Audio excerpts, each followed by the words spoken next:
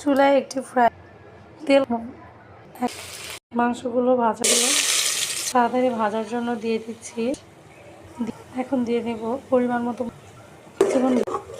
এবার দিয়ে দিচ্ছি তেজপাতা ছিঁড়ে, তারপর এটা দুইটা দিয়ে দিচ্ছি, হালকা ভেজে নিব।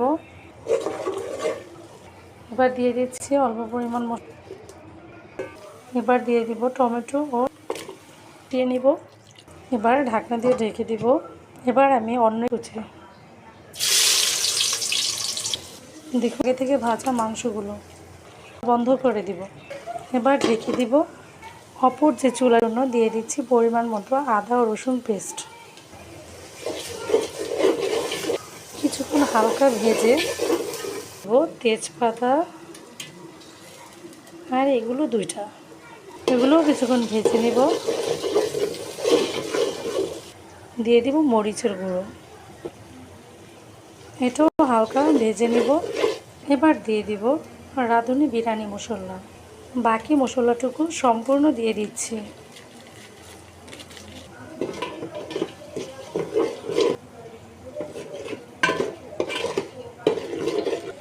সাথে দিয়ে দিচ্ছি মরিচ। কষানোর জন্য ঢেকে দিব। অন্য চুলায় মাংস কষানো হয়ে গেছে।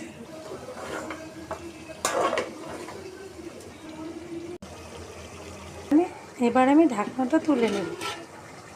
তেল উপরে চলে আসছে, এর মানে কষানো হয়ে গিয়েছে। এবার আমি চালগুলো দিয়ে দিব। দিয়ে দিচ্ছি পোলার চালগুলো, পরিমাণ মতো লবণ দিয়ে ভালোভাবে